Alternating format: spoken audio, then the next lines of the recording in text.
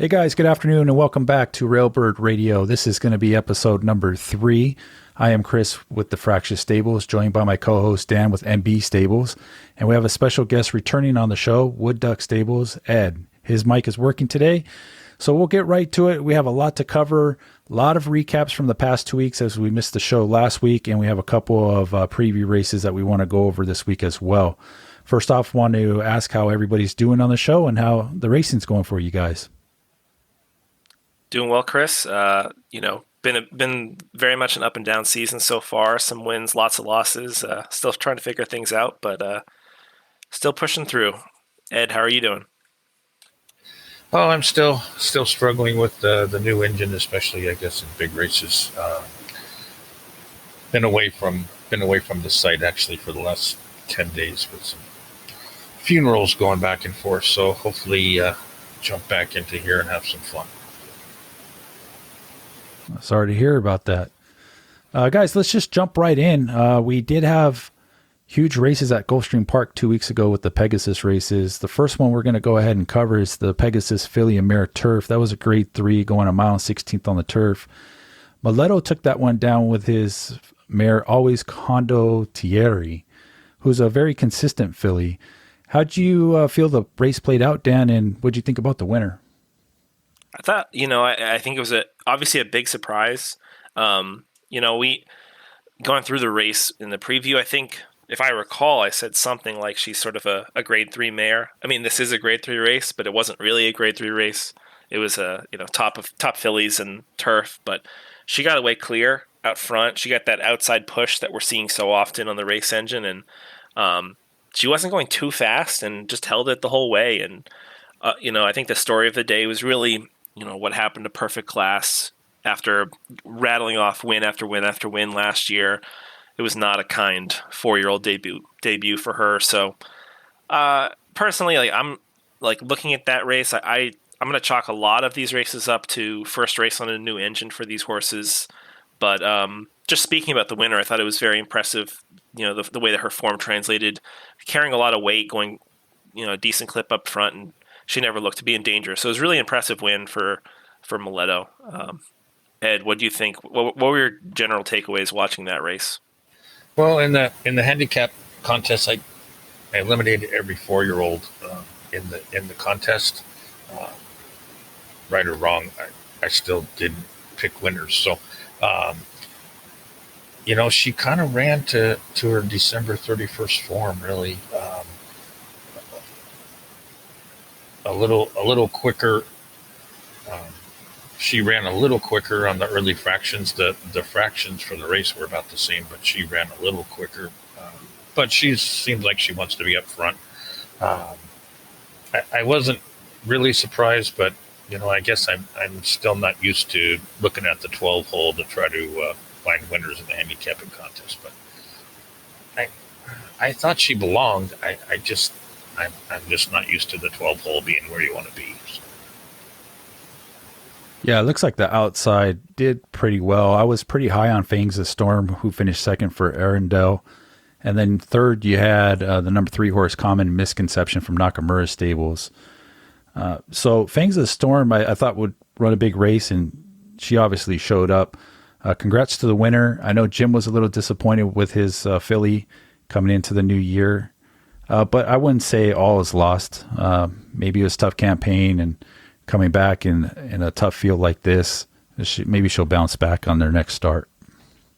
Yeah, and she was parked really wide and made a bit of an early run, and that's just never a recipe for success in this game. So it was probably the worst trip of her career. It's sort of a combination of 10 things going wrong at once. Yes, so congratulations to the winner there, and look forward to seeing that one pop up next month in another big race. Moving on, we have the boys, the Pegasus World Cup Turf Grade 1, again at Gulfstream Park, going a mile and 1/8 on the turf. This was a full field of 14, and you had an old knocking horse, Tyrannical, for Arundel win it. Mickey came in second for South Shore Stables, and Devil Made Me Do It rounded it out on the board for Maximilian. PXG just outside, dead heated for third as well. That one's from your stable, Dan. So tell me a little bit about this race and your thoughts on this one. So, I thought, Tyrannical is one of the horses we talked about going in as a favorite. He's been working fantastic, and he really ran an awesome race. The fractions that he closed in at the end of the race were pretty phenomenal. I think that this might be emblematic of what's possible in the new race engine, but if you just sort of translate his times out, he ran the last 3 furlongs in about 34 seconds, which is just absurd, right? I mean, his last furlong was around 11 flat. Just crazy, just a crazy late kick from that horse. I think that there was a pretty lively contest for the pace, even though the pace didn't seem too fast. I think this is something that we're gonna have to get used to in this race engine, that you may be pushing really hard, but it doesn't actually separate yourself from the field. But we saw the field collapse at the end, and a lot of these horses who are near the top took advantage of it. I thought Mickey ran a really nice race in second, and for my own horse PXG, I mean, he was ducking, diving in and out. He was sort of just ahead of Tyrannical most of the race, just did not have as much run. So that's going to be a tough horse to beat this year, and I just hope that maybe he wants to, Brian keeps him longer than a mile, and I can keep PXG away from him or something like that. But that was a really fun race to watch. I thought Mickey ran a fabulous race. Seemed like every horse that was up front kind of gave way, and for a 4-year-old to be right there, we've kind of, no pun intended, but beat that horse to death on the 4-year-olds having such a tough time to make the transition without a weight allowance from the older horses. But I think Mickey's going to be one to reckon with going forward. Like you said, the pace wasn't that fast, but the rest of them kind of fell apart there, and he dug in and just got beat at the end. Pretty impressive, and of course like you said, the kick for the winner, Tyrannical, was just something almost back to kind of our Hall of Fame horses in real life. I mean, that was impressive. Yeah, it was a very competitive field. As you mentioned, Mickey did show up again, so that looks like it's going to be a decent year for him in South Shore Stable. Something to look forward to throughout the year. Again, you had other horses in the race: Jakarta, Let's Do It Big Boy, King K, Niagara, who won multiple Grade 1s last year, Nevada Silver, who was a previous Breeders' Cup champion. So loaded field, great result. Congratulations to Arndell. That was a quick time, too, for a mile and an eighth, 145 flat. So a lot to look forward to there. Moving on to the big one, the $3,000 purse, the Pegasus Royal Cup. That was Grade 1 going a mile and eighth on the dirt. And we had a surprise winner in this one, I would say. Home Spirit for Night Rider Stables. Congratulations goes out to you. AGS Cherokee finished second for RMP Stables. And there's Arundel again with Mr. Pancake hitting the board in third, running a big race. Dan, what were your thoughts on this one? So obviously, this is a pretty disappointing race for me. Coming in, I knew individuation was going to be vulnerable. Turning 4, it's tough. It seemed the way that the race engine had been playing recently that a lot of his, what I would call superpowers from last year, were possibly going to be taken away, and that played out pretty much as I'd expect, but I did not expect Home Spirit to be the one to take advantage, and he ran a fantastic race. This is a horse who, he's 6 years old. He's been, ever since Raj claimed him for just $7.50 2 years ago, almost 3 years ago, he's been running in top-level competition and sort of just there, but not quite getting through over and over and over again. And coming from last in the race at over 100 to 1, nobody picked him in the pick'em. Not even Raj. I don't know if he played the pick'em and picked somebody else, but nobody picked him. And that was that's a stellar win. I know Raj was super excited and posting about how much is he worth now in the forums.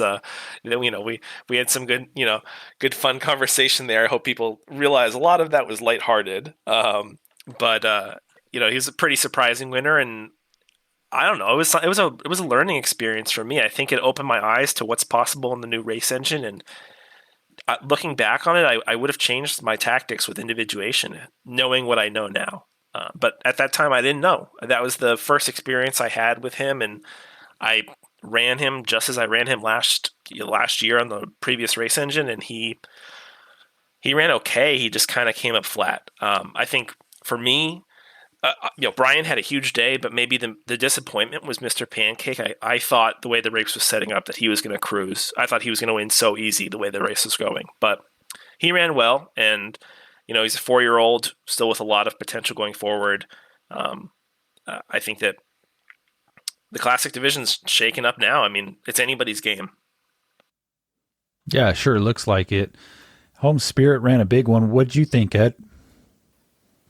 Again, Mr. Pancake, I thought ran a great race. He's given up about 80 pounds, I think, as a 4-year-old. Home Spirit, the fact that he closed wasn't a huge surprise. I mean, he kind of closed at 1 1/8 miles before back in November. What surprised me was that with the new engine, you kind of thought he would be a little more forward in the field. He was 7 back in this race and 6 back in his previous race at 1 1/8 miles in November, and closed fantastic in that race. And of course, in this race, he was last or next to last on the first 2 calls. So, Home Spirit, it's a great trip in there somewhere. I would have just thought that he would have been more like 4 or 5 back and not 7, not 6 back at the second call. So another great run in the stretch by another horse. It doesn't seem to be a pattern, though. It's either you're up front or you're closing like crazy, and the pace wasn't something too crazy. So the horses in his prime, I mean, hit its stride in January for sure. And again, Mr. Pancake as a 4-year-old was 8th, but only 2 back at kind of coming home. So I thought R&P Stables like that is great. R&P Stables AGS Cherokee ran huge. I was high on that horse going into the race, and I thought he would run good, and he finished second. That's a big payday for him, so congrats out to him. Back to Home Spirit, Dan. Is this race engine or is this horse super live now? He woke up. Like, what are your thoughts realistically moving forward? Is he the Classic division leader right now because of this race? Obviously, this was the biggest race of his career. Where do you place him? Well, I think, the interesting thing is he's probably a less shocking winner than last year's Pegasus. If we all remember, that was the year that Fashionable was on lead. She wasn't on fast, but she went fast. She went, 44 and changed in the front and won the Pegasus last year.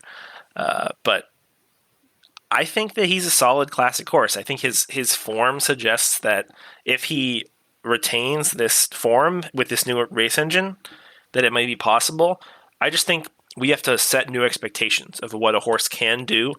He came home. I mean, if you told me that at the 3 furlong marker with 3 furlongs left to go, that Home Spirit, he's going to be 6 behind. He's going to need to go 35 flat for the final 3 furlongs to win. I'd say, okay, he lost.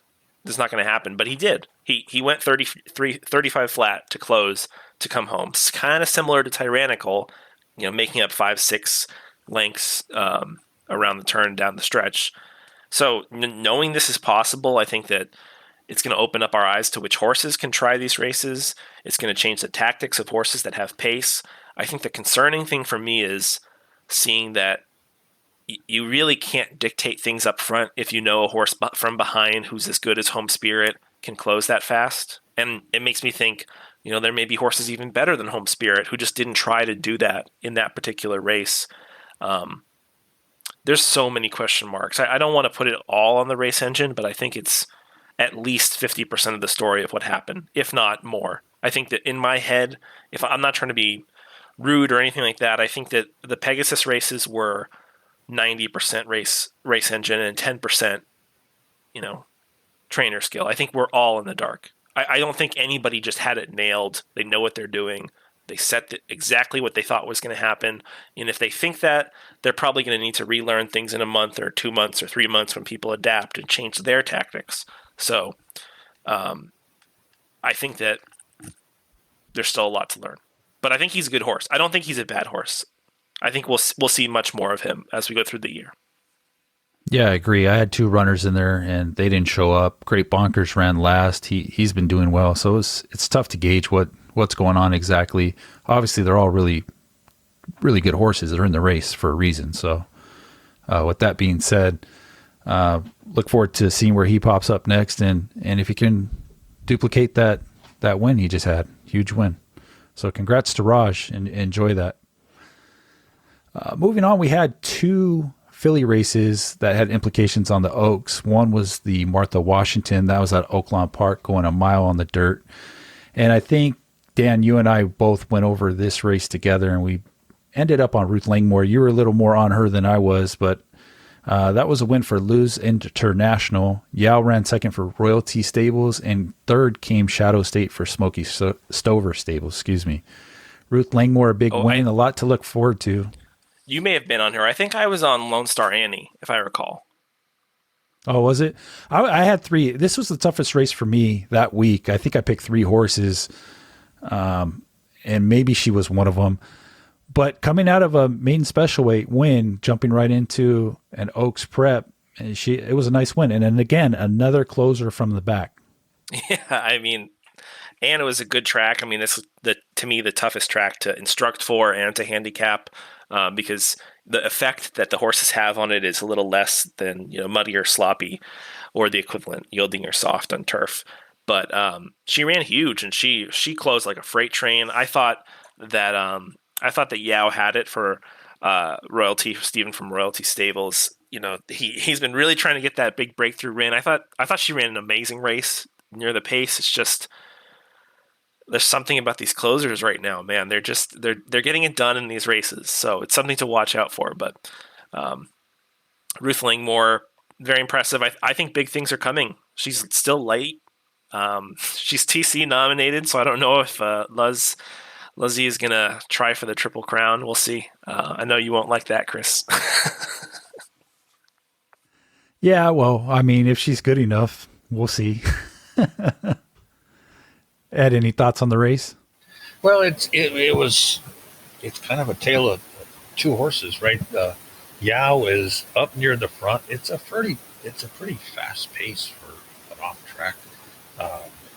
Yao had done real well on a muddy track, and then Ruth just explodes again in the stretch. So no real history with a off track there, but again, even with the new engine, which I keep thinking, horses are closer together. The winner comes from last and is further back than she was before. So again, we're really learning. It's almost kind of technical on the how much energy does a horse have left when they turn for home?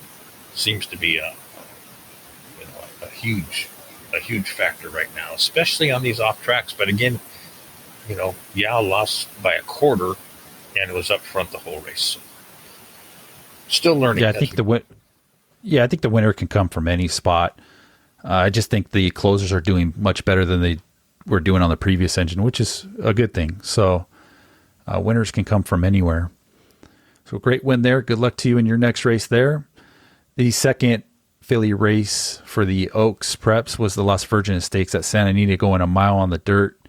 That was won by Dave, our AER Stables. Up She Flew. Dolly P came in second for Arundel, another big run. And Dan, you had Muddy Buddy finish third in there. Yeah, I think we all nailed this one. Up She Flew is very fast filly, and when turning for home, she just accelerated, and she was faster than the rest of them. The pace was pretty slow. It was, this race ran a lot more like what I'm seeing out of overnight races. It seems that there's a difference in style of race that we're seeing in the stakes races that tend to have faster paces and more pressure. And then the overnights are a little bit more clumped, as Ed is saying. And in this clumped sort of style of race, those horses with the big kick are doing well. And she's one to be reckoned with. I don't know about a mile and an eighth, but for now, she's an extremely good filly.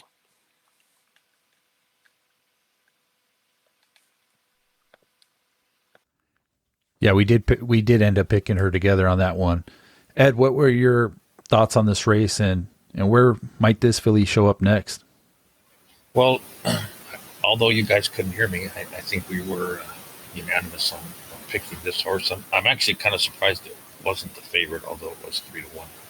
Um, I, I worry about going a little further with higher weights. The confirmation there suggests there might be a little issue with the weight actually, but she's done nothing wrong, so I think we have to stick with her at this point. Yeah, Dave, you got a nice filly on your hands there. Congrats to you on that win. Moving on to the following weekend, which was last weekend, we had a couple of preps as well. One happened in New York at Aqueduct, the Withers Grade 3 skipped. going. Oh, did I skip? One big race. Southwest. What did I miss? Oh, the Southwest. I apologize. You're right. The Southwest at Oaklawn Park going a mile and 16th on the dirt for 3-year-olds. That was dominated, right? That was Goru Laga for Arendelle. And then you had Crack the Party, finished second for Maximilian, and Quiet Return ran another good race for All in the Gate. Yeah, Go Rogue Laga took the stamp of Derby favorite and just laid it down in that race. I mean, that was super impressive. There was no contest. He dominated that race as we thought he should.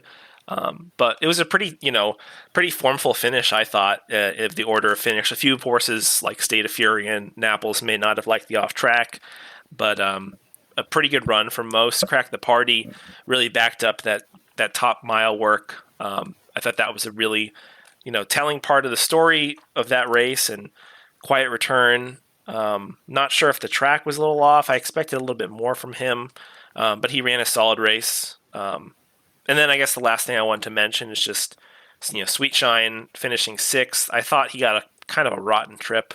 He got into a lot of traffic. He didn't really get clear into the last furlong or less than a furlong. It was pretty tough to watch.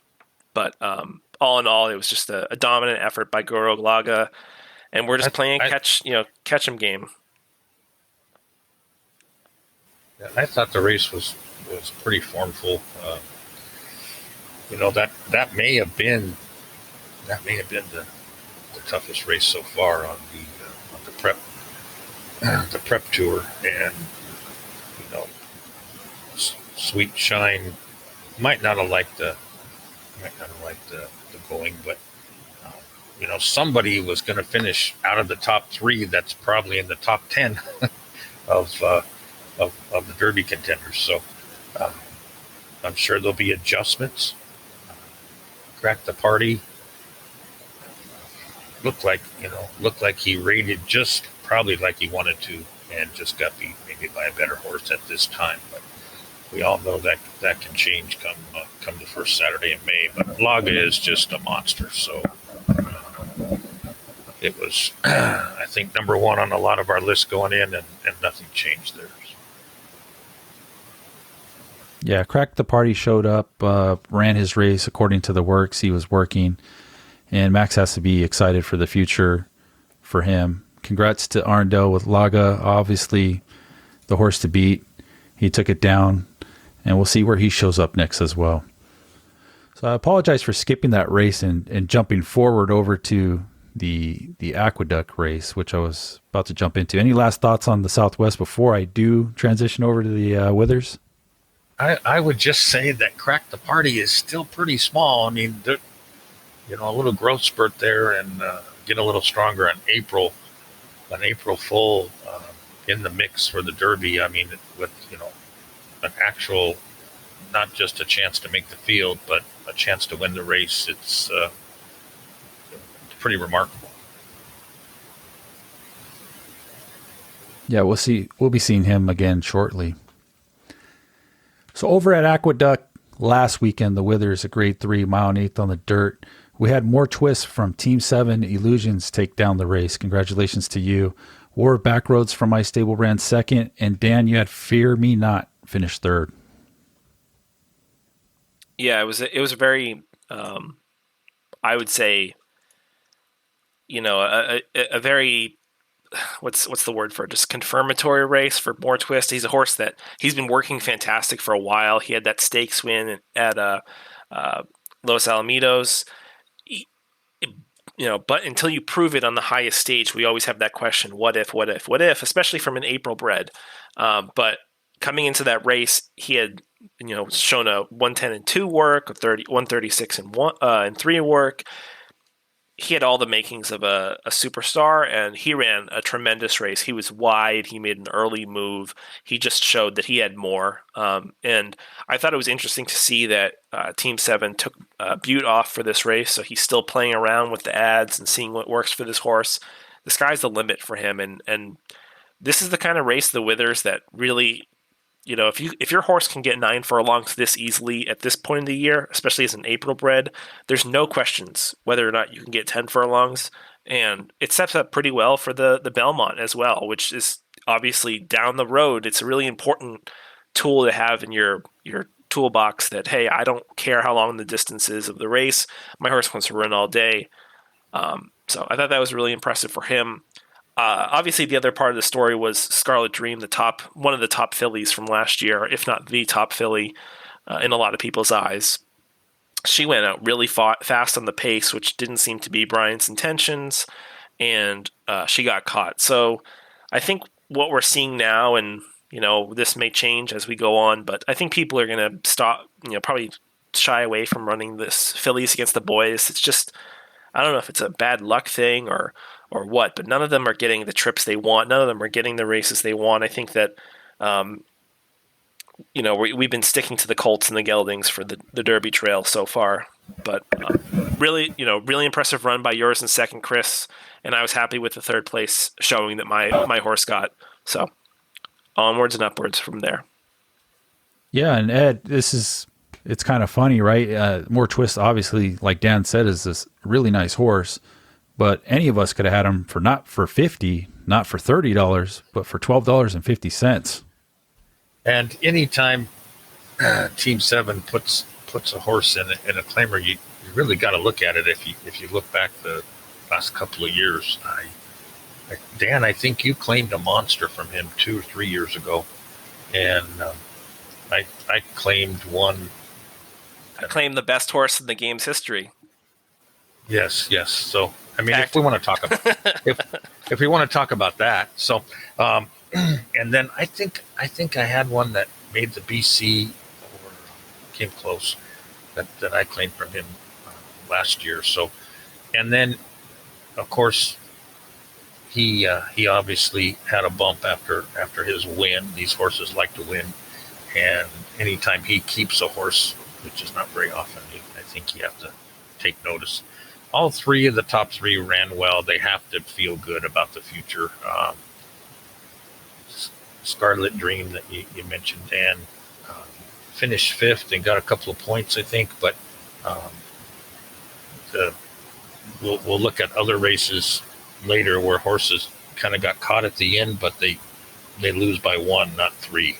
So I'm just not sure. I'm guessing they made a little adjustment on the fillies. And we're not going to see 3 or 4 fillies in the Derby this year. So Chris, I want to ask you, if Yeah. you don't mind, with War of Backroads, this is one that you had not talked to me at all about, and we talk about a lot of your horses. And he's from War Chant, who, he's the Triple Crown spoiler, the 50K stealer. He was a tremendous router. He excelled at that 1.5 mile distance. I mean, seeing War of Backroads run second in the Withers like this for you, and he was still kind of coming at the end. I mean, More Twist was up front earlier than him. War of Backroads may be the classic horse that you've been looking for. What do you think? Yeah, maybe I've been sleeping on him. I'm not sure. I know he can run all day. He's built to run all day. And like you said, his pedigree shows, that he should be able to run all day. So that's kind of why I put him in the race going 9 furlongs. I thought he would appreciate the distance. But his workouts have been kind of all over the place. He did get a 110-4 back in January 8th. But other than that, more recently, January 20th, he was 111-1. So, excuse me. I wasn't sure what to expect from him other than I knew he would appreciate the distance and hopefully that would give him a leg up. 7 starts, 1 win, 5 seconds. He's somewhat of a bridesmaid for me, but if he can somehow make, more points on the way to the Derby and sneak in, I wouldn't be too mad at that. I'm not one to tell you how to run your horses, but I don't think that horse should ever run less than 9 furlongs. I couldn't agree with you more. So obviously more twist. Again, super nice horse. Congrats, Team 7. I'm sure he moved up on the Derby dozen, which we'll be going over shortly. Moved up on that list. So we had another huge one, the Holy Bull Stakes. That was grade 3 at Gulfstream Park, going a mile and 16th on the dirt. And for me personally, what a terrible race. I can only speak on my horse. Maybe he just didn't like the off going, but oh man, I was expecting so much more from him. The winner was actually Spirit Believer from Nakamura Stables. Congratulations. Second, we had a dead heat, Sirius Black. Arundel had another huge runner. And then Terabyte for Arkansas Elite was the other dead second place horse. Third would be Cross Examination for Mo from Momentum Farm. I know he's high on that horse. So good showing for those top 4 there, wouldn't you say, Dan? Yeah, it was a good race for those horses. I think that with the good track, sometimes you get some funky results. My takeaway is obviously seeing Hiei. I think that was how we figured out maybe that's supposed to be said. I don't know. We'll never know. But with Hiei or High or whatever, he was behind horses the whole race. I don't think he likes the off going. I just think that he never had any opportunity to do anything. I don't think this is reflective of what kind of horse he is or is going to be. But obviously you just throw an X through it and move on to the next prep with him. But for Spirit Believer, I think he was a bit of an upset. It was interesting to see how differently he ran on his first race in the new race engine than he did on the previous race engine. He's a horse who was regularly behind in the past race engine with Nakamura Stables, who's one of the more aggressive players in the game, I feel like, in contesting the pace. But he ran fast up front and held on, battled with Sirius Black and won that battle. It was pretty nice to see. He was not on my radar at all heading into the race, but now he is. So really nice to see. And then it's worth mentioning also as a shout out that I thought Terabyte ran a fantastic race. He was wide, didn't really get into the position you'd want to be in a race like that. Was closing down the center, and he looked like he was going to come home, but maybe just didn't have quite enough left. And he's a full brother to last year's Derby winner, Gigabyte, but he's uncut. So Arkansas Elite has a really, really good one there, and I'm sure the offers are going to be pouring in to get a share of that one. Because that was a very impressive race. But Sirius Black, really, I think he confirmed that he can run in this new race engine. That was big for Brian to see, and I think he's only going to get better as we go through the Triple Crown preps. And yeah, behind them, I don't know how to feel if I'm Mo with Cross Examination. I think that you wanted to win that one. You don't want to have too many fourth places on the trail. It's just not getting enough points, not getting enough earnings. But I think that one will be back. And then Magical Sunset, maybe just not the right track for him.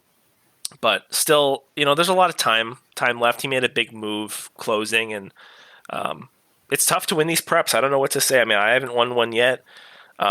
It's tough to win these races. There's a lot of good horses. They're really close in the end. It's a lot of good racing. Ed, Spirit Believer came out of nowhere for me. What about you? Was he on your radar? Well, no, not at all. But anytime Nact has a horse in a race, you don't know what to expect. He's like a poker player raising 7-4 all the time. So he's a remarkable trainer, and he obviously found something from the 7 hole. So kind of right in the middle, and got him up front. There was a lot of off tracks, and that 23 first quarter to hang on. I think it's super impressive. That was kind of the part of the race that impressed me the most, was holding on to that pace. Um, the second, third, and fourth horses I thought all ran good races. Like Dan said, Terabyte has to be excited. Another April foal. This colt is not going to be cut ever, I don't think. And you might as well forget trying to buy it. I just don't. I don't think. I actually talked to Arkansas Lee quite a bit, and there's probably not any chance he's willing to sell that horse. But Well, you know what? Go ahead. Just a quick point. He spent, just doing quick math, he spent, what is that, $180 breeding that foal. I mean, when you put that together and it comes out this good, that's just amazing. I mean, that's what everybody wants the game kind of to be about. Those regal bloodlines to matter. So, there's no reason he should sell.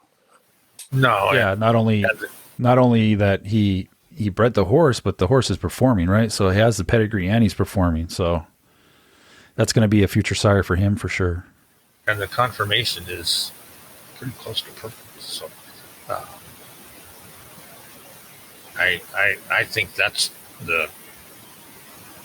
not really a surprise, because it's bred to be a champion, right? So, but ran a fantastic race, and until we see these horses on a fast track, I think we just have to accept that they ran a super race, and the opposite of the winner, right? That be back there in 6th, 7th place and make a huge charge. So these horses that have heart are going to win from anywhere, I think. Yeah, we should. Sorry, ahead, Chris.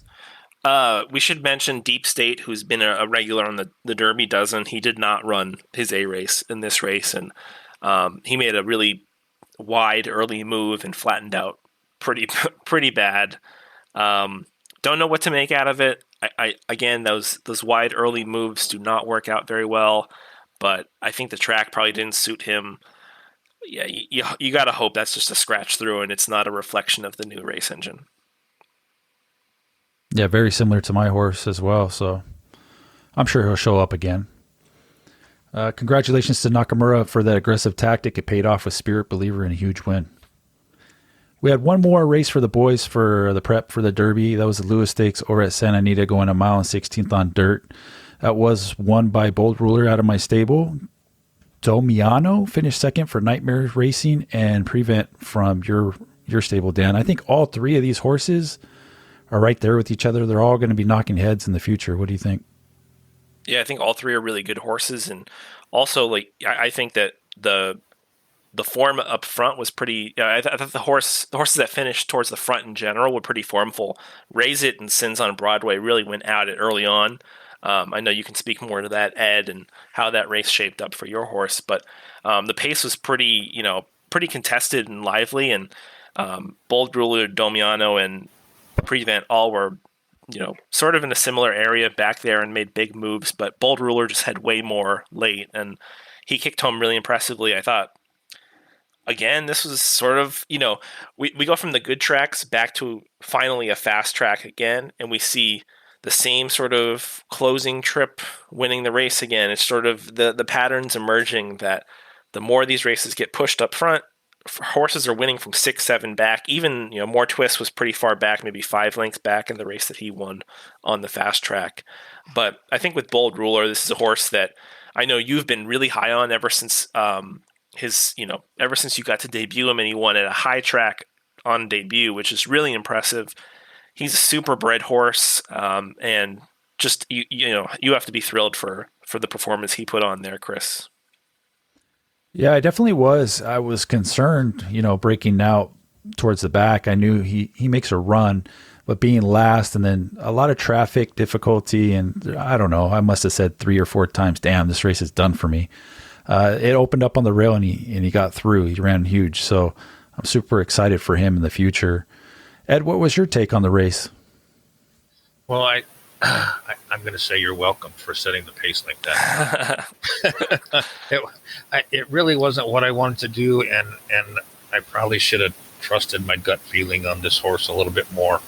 Um, he wants to go, and you know he set a pretty healthy pace out there, and fell back at the very end, and still hung in there with about a length away, but which is a little bit suspect. It was almost 2 lengths if you look at the actual numbers, but um, I just I ran him on HL, and it was just my gut feeling told me to do something else, and I just didn't stick with it.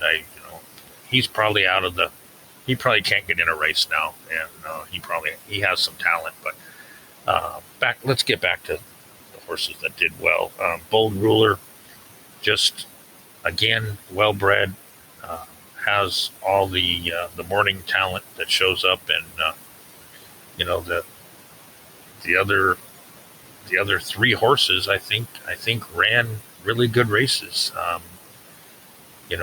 Prevent and Sins of Broadway, you're looking at 2/100ths of a second, and pretty big difference maybe in the points and all that. So, but that's the way GC preps are. But the winner was clearly the best horse that day. Yeah, real quickly, Dan, can you speak on Domiano for Nightmare Racing? She has a runner on her hands, and I know she's been waiting a long time for this kind of caliber horse. Yeah, she's. I think the last I don't know 2 or 3 years. I think that she's been producing a lot of these strong horses like this who want to close and do well, but the race engine just doesn't set up very well for them. And you knew this one was special when it almost won that huge New York bred stake, the $500 stakes race. I forget the name, but back at Aqueduct in December, it almost won closing on the old race engine. And I thought that he really backed up that performance in the Lewis, and he's going to be a force to be reckoned with on the Derby Trail. He outclosed Prevent, who I thought Prevent was probably my most talented 3-year-old. I think he may be better sprinting still. He's just he's bred to go longer, but he just hasn't developed that same routing capabilities. I think that other horses like Bold Ruler, like Domiano, have shown already. And yeah, she's got a live one there. I think that the longer the better, really, for this one. And hard to deny is from a lot of bloodlines that I know.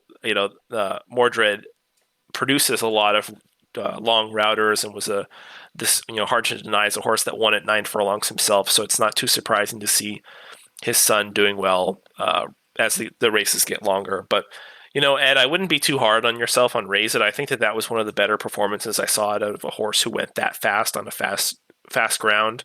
And there's going to be some smaller Derby preps. The El Camino, he would have gotten into the field. I don't know about the Tampa Derby, but even if he just runs in one small stakes race or one allowance race and picks up some earnings, he could get a shot again. I definitely wouldn't give up on Raise It. I know I'm not going to give up on Prevent, even if he isn't a router. I'm going to try to get him in the Derby as much as I can. So this is still pretty early. The horse, I thought Raise It ran better than his trainer prepared him to run.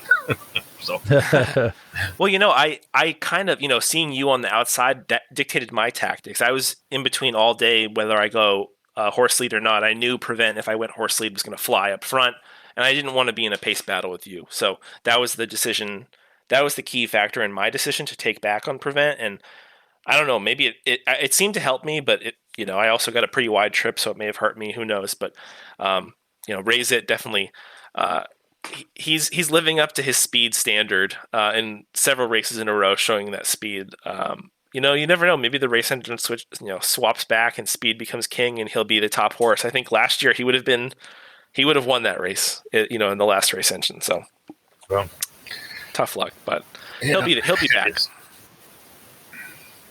Yeah, I look forward to seeing those horses in the future on the trail. That's going to do it for the boys last weekend. We did have one filly race. It's of the shorter variety. It was the Ford Gal Stakes going 7 furlongs at Gulfstream Park.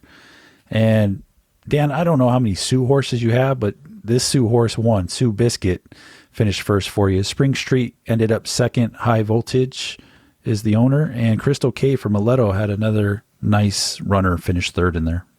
Yeah, it's crazy. I bought 5 horses from Sioux. I'm pretty sure. I don't know if I sold any along the way, but I had 5 of them, and all 5 are good runners, and like several of them are stakes horses. And then just after the race, I think just before this race, Kevo from El Primero sold Sioux. So, I don't know what he was. I don't know what he was thinking there. He's moving on to the next set of stallions. I think that's a good one there. But yeah, obviously she ran a great race. It's kind of weird calling it an Oaks prep because it is 7 furlongs, and this is a horse who looks like a sprinter, runs like a sprinter, works like a sprinter. I think that's what she is.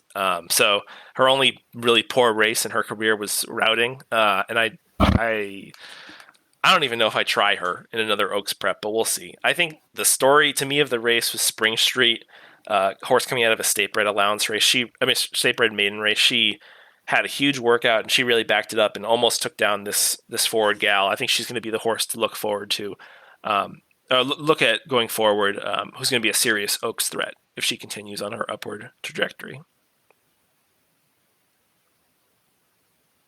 Well, Dan, you kind of stole my thought there. Not that you stole it, but Spring Street, that 7 furlong work that's pretty impressive. That almost translates to like 136-1 or 136-2, assuming the horse can go a little further. But April bred, still growing a lot. Probably given up weight, and it just looks like a powerhouse, and probably really does want to go further. So that she's got perfect confirmation just about, and I think that's the one that comes out of the race with me.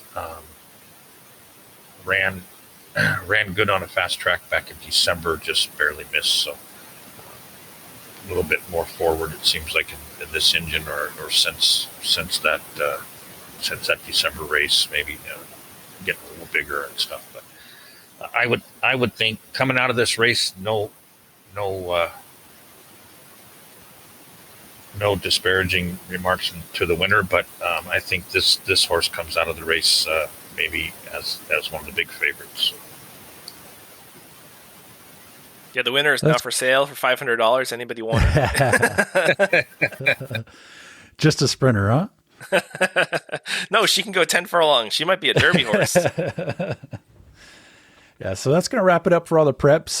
Last weekend, there were a ton of stakes races that we didn't get to cover, and we apologize. It's just too much to recap. We did preview some of them. I want to send congratulations out to all the winners of those stakes races.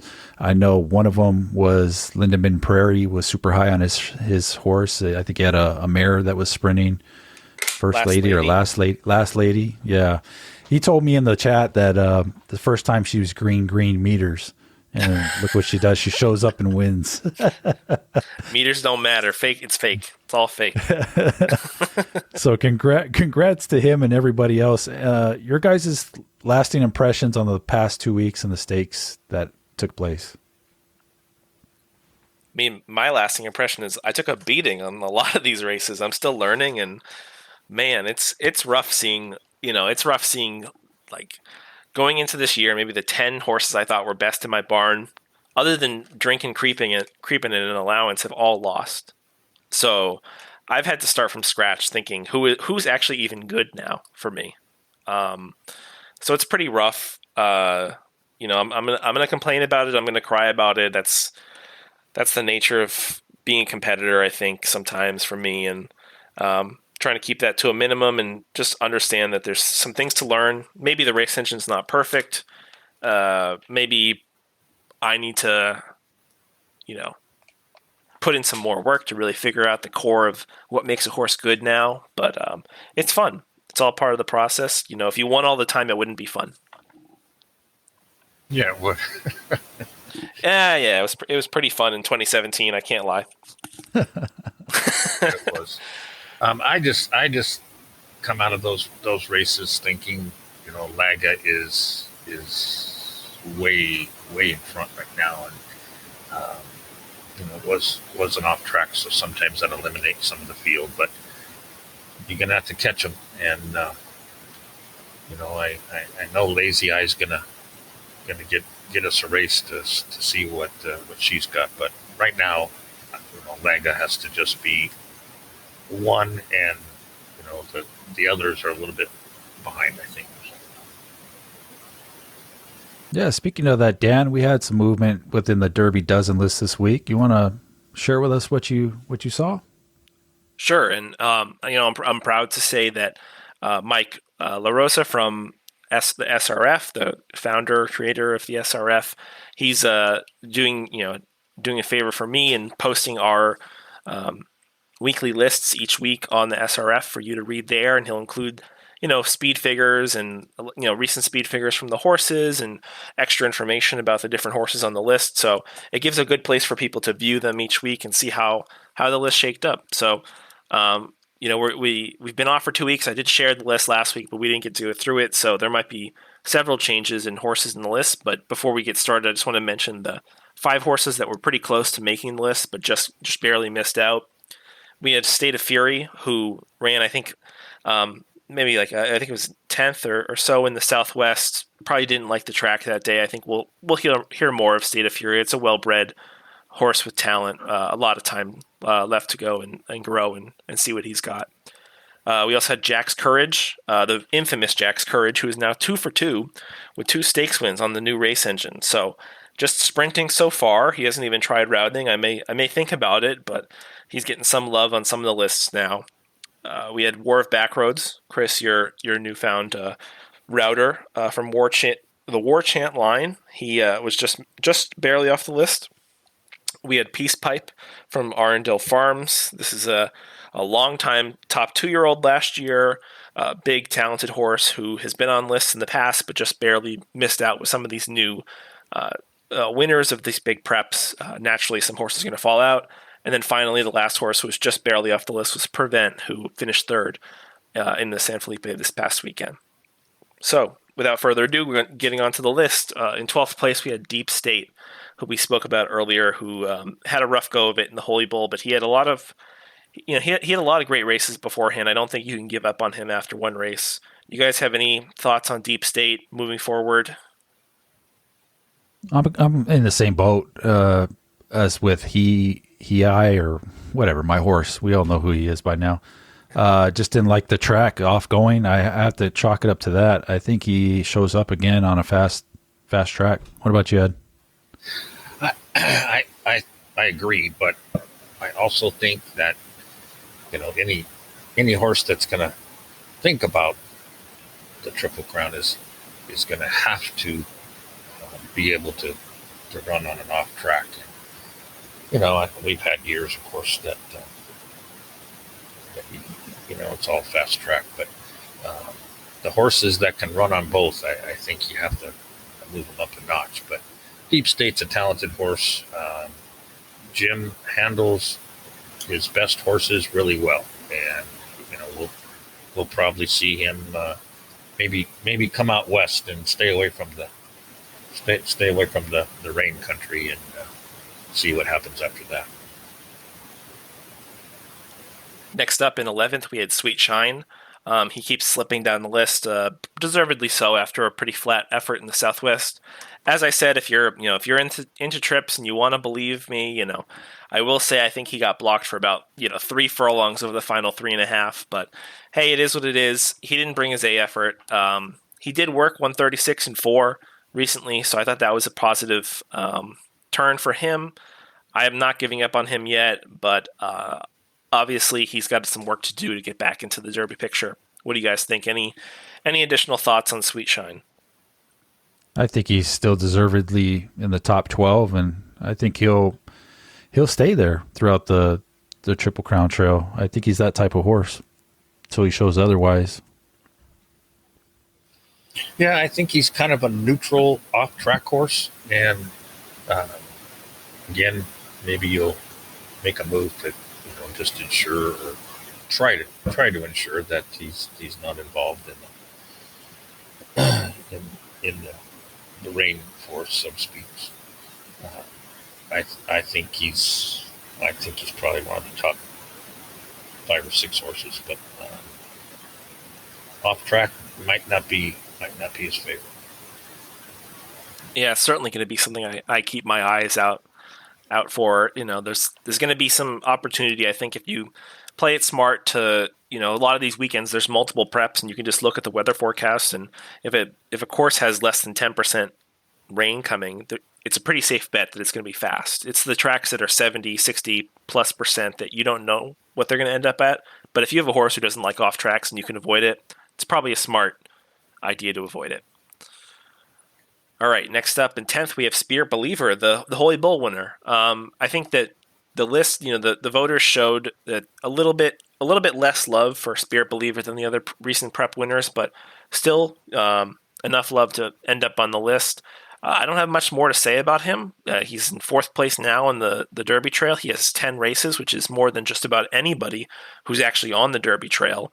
Only one horse who has Derby points has 10 races as well, which is Mamba, the most frustrating maiden in the game for me, who probably won't be on the Derby Trail. But Spirit Believer is very seasoned and ran a big one last time. What do you guys think? Any additional thoughts on Spirit Believer? I know we talked about him quite a bit. Yeah, for me, he was just he was a surprise on my list. I don't know if he'd be up there. I know it was a big win, but it's kind of the same thing I was saying before. When a horse runs bad, show me twice for make me a believer. Maybe Spirit Believer will make a believer out of me and come back and run huge in his next race again, and he'll be on my list. But right now, he's kind of right. He's just missed on my list. Yeah, I think I had him 12th or 13th, something like that on my list. That those with points up there in the top 4 or 5, they're probably going to make the field, right? So if you made the field, then you got a chance to win. But I think we all think the same. Might have been trainer expertise, or more than the horse, which I'm not sure any of us on this panel feel like our horses are running better than they should. So Spirit Believer, one of the top trainers of all time. So we'll see if he can come back on a fast track. That's all. Absolutely. Next up, we have in 9th place, or 9th on the list this week, is Pink Shark, a horse that's running this weekend from Brian's barn for Arundel Stables with Luis Saez, the Jockey of the Year aboard. Yeah, Pink Shark, a really nice work, 110-2 at Gulfstream just over a week ago. Yeah, this is he sort of is I don't know. This is a make it or break it type race for him. He was a fantastic 2-year-old right out the gate. He's not built to last forever, but this is a field in the Tampa Derby that he should do very well in. I know that the draw is tough, but I think he's a pretty strong favorite in that race looking at the competition. What do you guys think of Pink Shark? I don't have much more to add other than, again, show me that you can do it again. There was a big win last out, and let's see if he can duplicate that result. Yeah, I think the November race at a mile and 16th is actually more impressive than the mile prep. Uh, Got to be the favorite. Got to be the favorite going in, and I mean, show me you can beat him. Who's going to beat him? Absolutely. Next up on the list, I thought was a bit of a surprise, falling from 4th last week after the impressive Southwest performance. Cracked the party just the way the points shuffled out, just barely finishes in 8th this week. Obviously, a big-time workhorse. I'm not sure if he still holds the top work in the crop. I haven't checked recently, but he's right up there, obviously, and ran second to a monster in the Southwest. I would say this is the kind of horse that if you had future odds for the Derby that people would be throwing their money on. seeing what this, what kind of improvements you may see going forward. Max has kept it close to the vest. No works after the Southwest, so we don't know how he's come out of that race, but I assume it's pretty good. I really like this horse. I love the Marty Party horses. They seem to progress pretty well in their careers. He's a very good breeder, so a lot to like there. What do you guys think? Yeah, I'm surprised he's ranked 8th right now. He didn't really do anything to say otherwise that he's a bad horse. I mean, he's working great, like you mentioned. He ran great, finished second. I would have him above Night Raider, Sirius Black, for me. I was surprised he dropped. Ran a great race to the best horse. He's young and small and growing, and I think he'll probably end up being in the top 5 when they open the gates. All right. Next up, we have Night Raider in 7th. He moved up from 9th last week. I think, sometimes this is just how it shakes out. Week to week, we have slightly different voters, slightly different opinions. I don't know what to say. He did have a pretty decent mile work, 137 flat, but we're seeing some horses that are cracking the lower 136s. He's a grinder.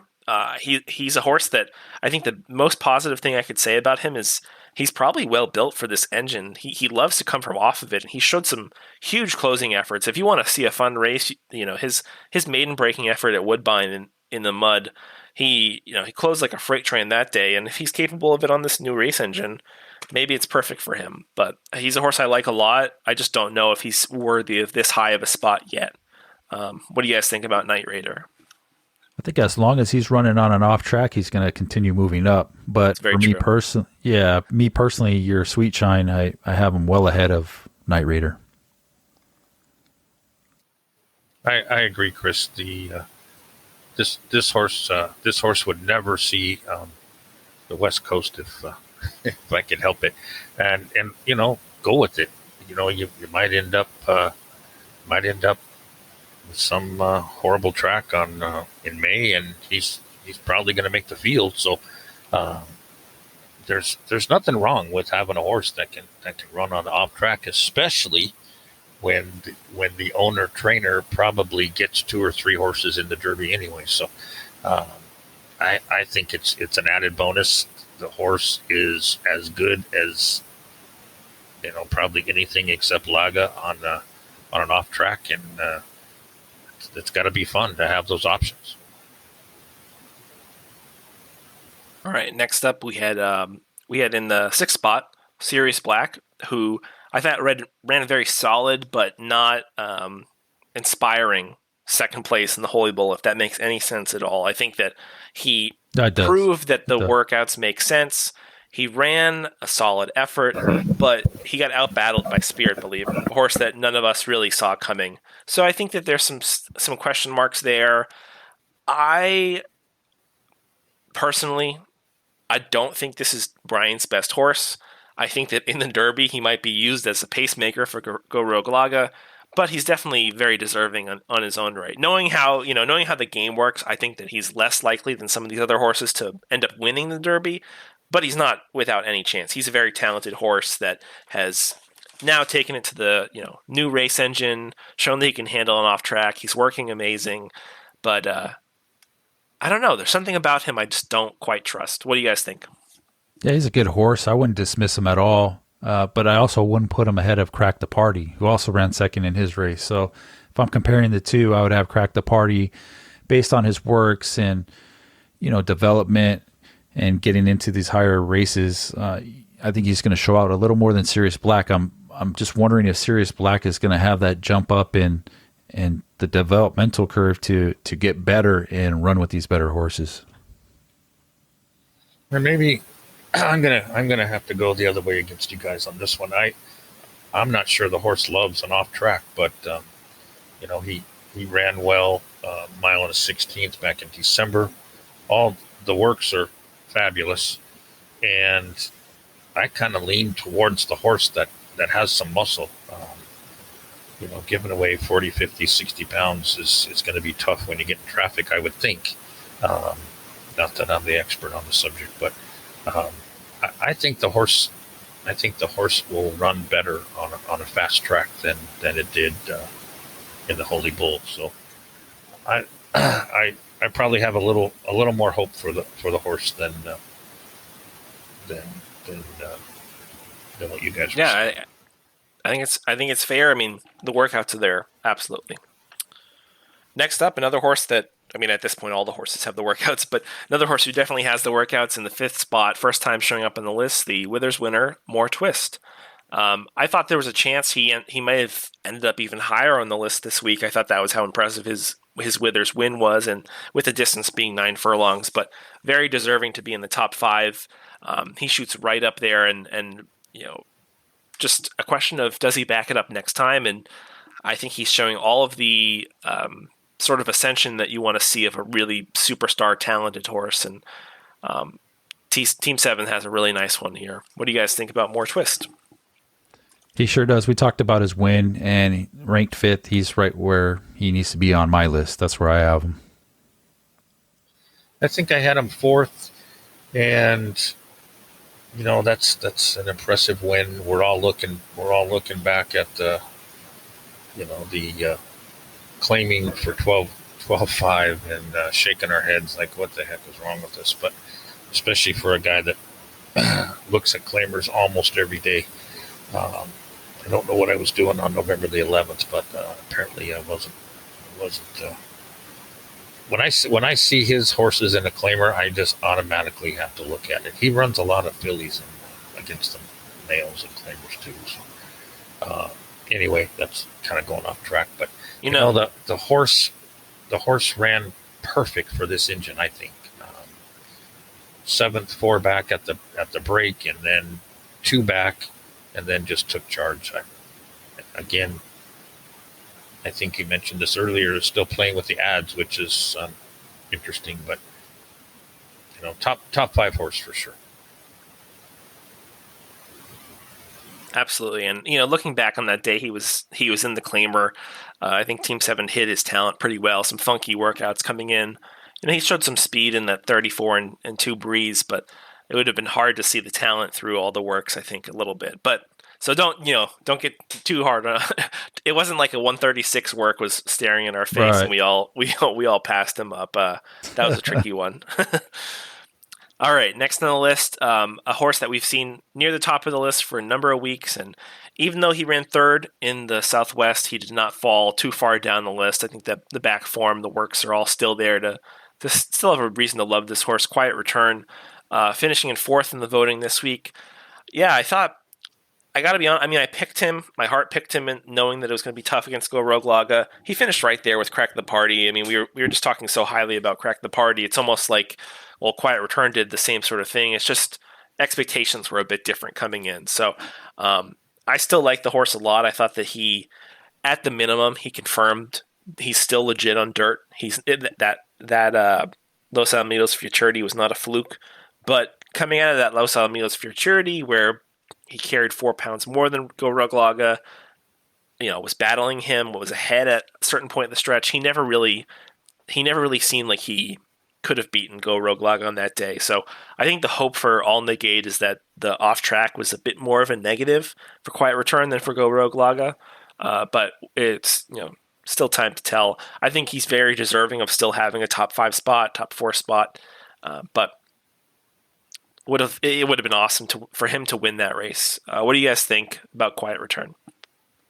Yeah, he was number 1 on my list. Obviously, with the loss, he slipped to second. I didn't drop him all that much. And listen, if this horse gets a decent post again, I mean, he's been hung out pretty wide in his last couple races. Who's to say he can't turn it around again and be right up on top of the list? So I think a lot of noise is going to be heard from this horse down the Triple Crown Trail, and deservedly so. He's right there for me up at the top. His confirmation suggests that he shouldn't be able to go this far, but if you look at the pedigree, there's a lot of average winning distance of over 7 furlongs, which doesn't happen that often in this game, and especially on the female side. So Uh, Again, one of those deserving top five horses. We probably have 8 horses in the top 5, but it it's just a legitimate horse. All right, now moving into the big boys. Number 3, we have Bold Ruler, the big time winner of the Lewis Stakes this past weekend.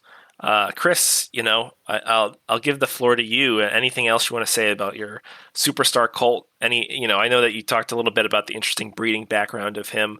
How do you think that will fare going forward after such an impressive win in the Lewis? And obviously, he's getting a lot of respect from the voters. Yeah, I'm happy to see him ranked third. Me personally, I don't have him that high because, again, it's my rule of thumb. Even with my own horses, prove it to me at least twice, right? So he ran a great race last week, won on a big run. I want to see if he can duplicate that in the next race against maybe better competition and see where he stands. As far as his pedigree goes and the breeding, that is one reason why I am so high on him and why I named him what I did.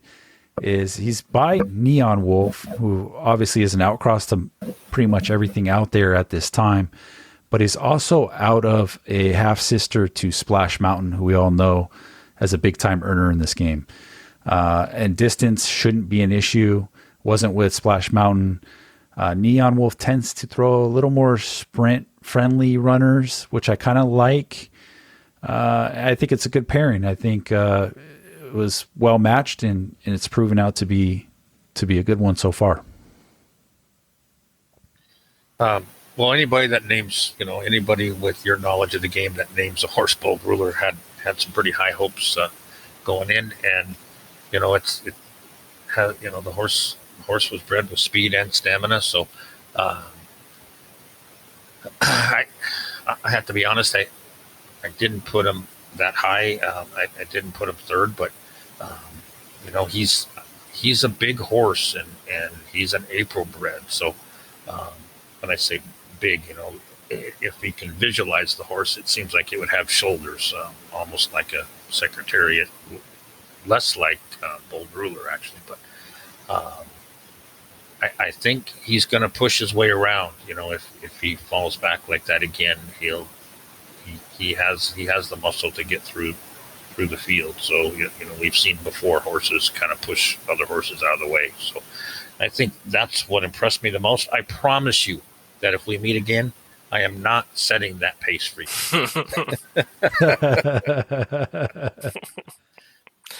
I'll bring the rabbits next time. Don't worry. No. And it's worth noting that third to fifth with Bold Ruler, Quiet Return, and More Twist was just 2 points separated. So all 3 of those horses had very similar respect from the voters, and it was close, obviously close to a dead heat, but right neck and neck in that, I would say, third tier. And the horse that I think is alone right now in the second tier, and still a lot of people waiting for, number 2 horse, Shoefly, who we haven't seen yet. We're still waiting to see where Shoefly is going to enter next.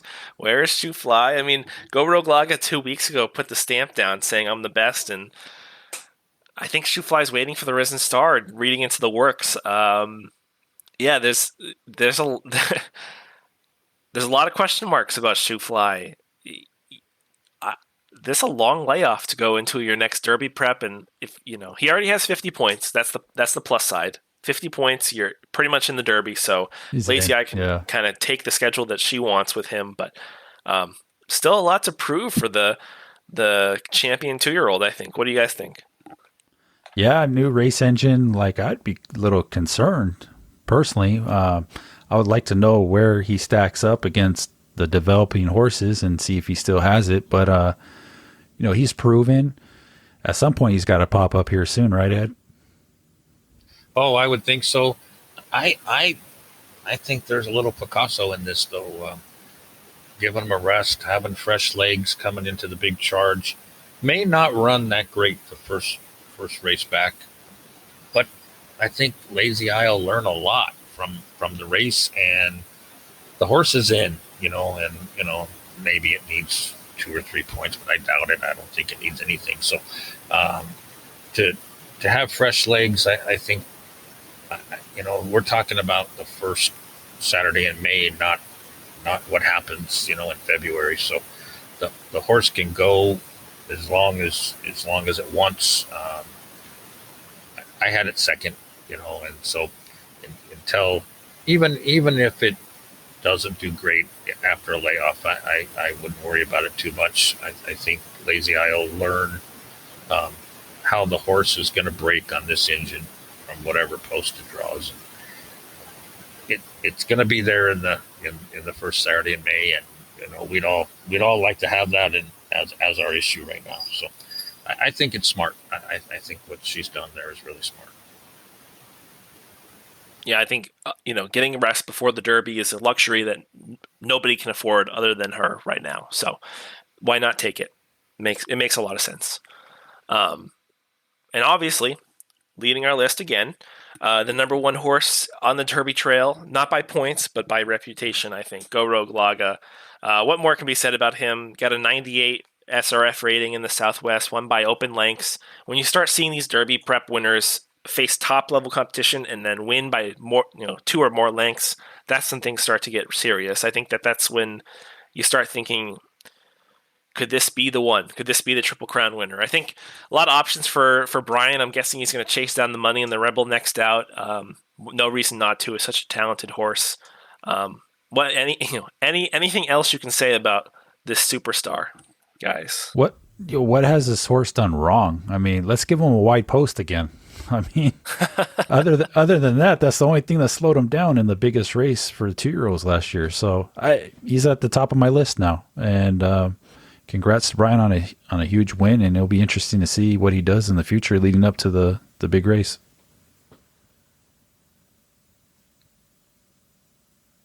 Ed, what's your take on him? Looks like you have your mic muted. There He was go. number one on my list going in, and that obviously didn't change with 2+ links. I don't see anything. He's the favorite right now in my eyes, and it'll be.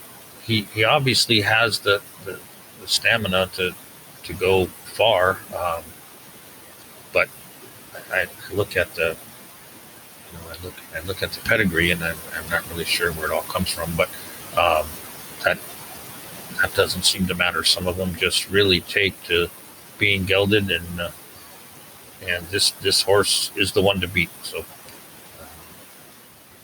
we can sit here and try to find fault with this horse somewhere, but I don't really have it. I think it's the No, no faults. Yeah.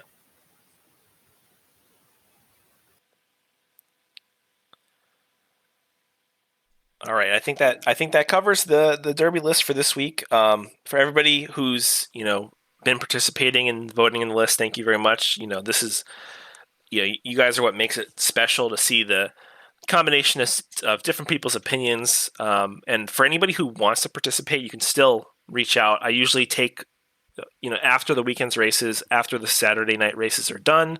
You can send it anytime between then and Wednesday, and it doesn't matter if you have one race or 35,000 races in this game. I'm happy to hear opinions from everybody, so I appreciate it. Appreciate you doing the work, Dan, and I apologize for not getting a list to you yet, but this week will be the first week I'll do that. Yeah. Bold ruler number one. No, I'm tough on my own. So we do have 3 races. Due to time constraints, we're not going to be able to go individually horse by horse, but they are prep races for the Oaks and the Derby. So I want to go ahead and touch base on that. We're going to start off with the Suncoast Stakes this weekend.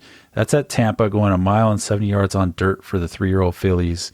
Did you guys get a chance to look at this race, and what pops out to you? Which horses are we looking for to do some damage in this race? Yeah, I'll start on my opinions if you don't mind. I think the horse I'm most interested in, outside of my own, obviously, is to see Lint coming back. This is her second race on the new race engine. She ran a really tough second in the Busanda, which was the first stakes race on the new race engine. So totally in the dark, and she ran an awesome race there.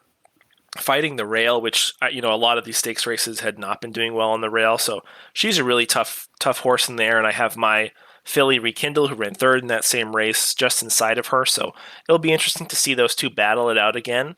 I think it's a pretty solid but unspectacular field, which is what you'd probably expect for more of a minor, ungraded Kentucky Oaks field. I have to say, I am very, very hopeful about my filly Touch of Love that I purchased from Lion King. I think that if she's as good as I think she could be routing, which remains to be seen. She's only won up to 6 furlongs so far in her career, but this is her first big test at it. I think that she stands a great chance, and the horse that scares me probably the most, other than maybe Lint, is Laughing Witch from Hunterman Stable, who's been working fantastically, and I think she's this sort of horse that's really going to get unlocked on this new race engine, and she'll be a tough one to stop late. What do you guys think? Any standouts when you looked at the field, Ed? I picked Lint, and due to time constraints, you covered it. So I'll just say I picked Lint and Touch of Love and Rekindle were second, third on my list. I'm just assuming Lent's going to use the same instructions that Hippie Heart used before. It's got a 3-post versus a 2-post. And, some of these horses that might want to get out there too far in front of the field, if they were outside, an inside post, I think actually helps. But anyway, that's my pick, 3 horse. Yeah, you guys mentioned the contenders. I have 2 that are kind of off the radar that I'm just interested in seeing how they run. One is going to be the number 5 Partial Order. I don't think this horse has done much wrong. And it's only 2 races, obviously more experience. We'll see how it develops and what kind of horse she really is. And then the other one I was interested in was further outside is the number 10 So Blitz, coming off a maiden win. Works are pretty average for what you're looking at 3-year-old fillies in this type of race. So if that horse gets somewhat of a decent trip right off the pace, I think could make some noise in that race as well. Moving on to the other ungraded stakes that we have is the El Camino at Golden Gate Fields. That's a 1.8 mile on the dirt for the boys, 3-year-olds. This was a tough race for me, and a lot of interesting horses, starting off with the one horse of yours, Dan, who you just claimed and put in this race. You must have some pretty decent expectations for him. Yeah, I went with probably an angle that I haven't used in this game in a while, which is ran well on this race engine. What else do I know about it? I claimed, I got pretty active in claimers as the race engine began. Just any extra info. Other people are going to be trying things that I wouldn't think of, and looking at tactics, looking at the way horses ran, and also just being able to add some talent to my barn. I was pretty active in trying to look for decently talented horses and claimers, and this horse ran pretty dang well, I thought, breaking his maiden at Golden Gate. The time was decent, and he worked pretty well coming out of it.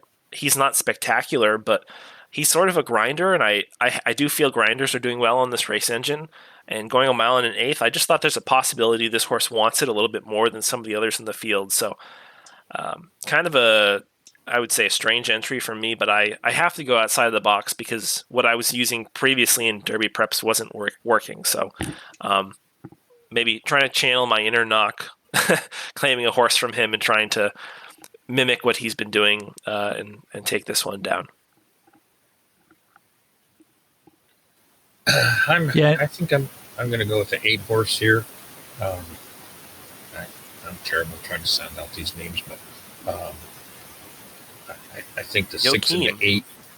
Okay, Joaquin, thank you. The 6 and the 8 interest me a lot.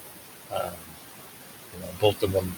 Well, the 8 horse is a strong horse, and I'm kind of leaning towards that. I don't know about that sire. The sire's a little questionable, maybe, but in Sweet Sweat. But I'm gonna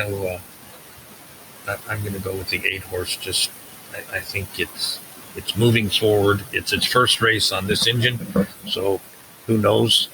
It looks like it wants to rate, and from the outside, that probably can't hurt too much. So that's Call my me pick. crazy, guys. Call me crazy, okay? But take a look at the 10 horse. And we were just talking about all the races that we recapped. I mean, does this horse have a shot closing? I mean, a horse who can come from 6 back on the old engine can come from, it seems like, 9 back on this engine. So I would not put it past. I've seen Barcelona have some success with closers already on the new race engine, especially going longer. So I would not put it past him. I think that horse might even be better on turf, but obviously you got to go for the dirt races. I don't think you're crazy there. I think it's a turf horse. I'm sorry. Yeah, definitely turf. The works on dirt are a lot slower, but another long shot to see how it develops and comes out of the race. Be interesting. The other That's one pretty much I wanted to mention wide just open. quickly, just because it's a pretty interesting angle, is higher rate.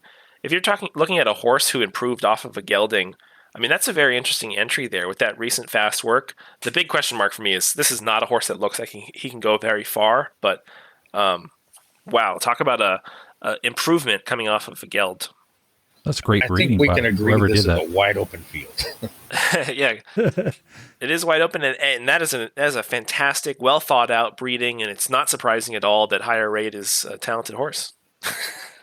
Yeah, I'll be pulling for him for sure. Honestly, the fractious breds have been doing pretty well. That you've been on a bit of a heater recently, Chris. Not bad, yeah, I have to say. So I'm improving in this game somewhat, it looks like.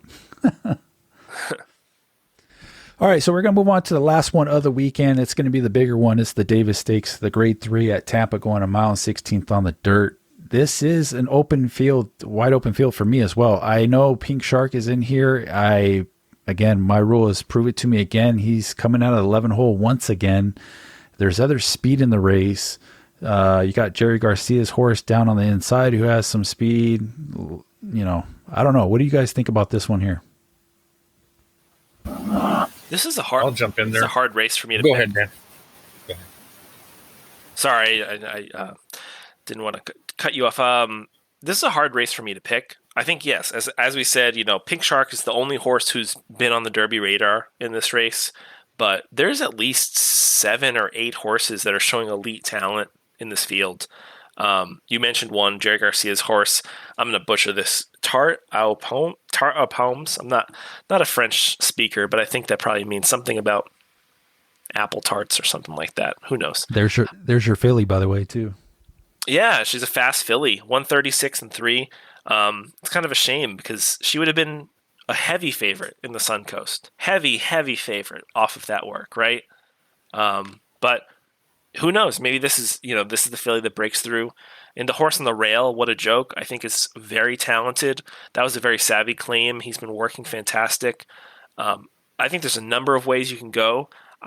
If I'm gonna just pin it on one horse that I think is my upset chance to win or shot to win, I'm gonna go with Sinning Black from Nightmare Racing. I think that she's been doing really well on this new race engine. That horse made a huge closing effort in the Jerome last time, but it's just impossible to win from 8 behind in the old race engine. And that was a race that was won by a wire-to-wire winner. I think that he's very live in this race. He's working fantastic. He's from a great sire line. That's going to be a tough horse in here. What do you think, Ed? I don't want to but I like the filly. It's like you said, it would be a huge favorite. I guess to get some points here, it'll still be eligible to move back to the fillies. And I think we're all trying to pick something that isn't just obvious with Pink Shark, because Pink Shark would be the favorite, I would guess. And back to I think we already covered this, but I think the November 26th race in a mile and 16th was actually a better race. So as it relates to Derby horses, so I think I did a little look back, and no horse has won the Sham and finished in the money of the Kentucky Derby in the history of the game. I think Pink Shark's a little different in that it's shown it can go longer, as a 2-year-old. Yeah, me personally, I'm going with the 6 Buccaneers Bounty in here. You have a couple of nice turf horses running. Nakamura has one in the 3, and Nevada Lee, who he got a little bit of Derby fever. He's trying them, and then you have Dave AER Stables with Shula in the 7 hole. He's a super nice turf horse too. So, how it translates on dirt, we'll have to see, right? Well, with those two, you don't have any idea what they're going to do tactic-wise. So that'll be one of the most interesting parts of the race is AER and NAC. What are they going to do? Yeah, I mean, I have to give kudos to Dave. I think it's the first colt he's run in the Derby Trail since like King Cobra or something. So it's been a number of years since I haven't seen the F next to his entry. Yeah. Just a joke. Sorry. Yeah, I got it.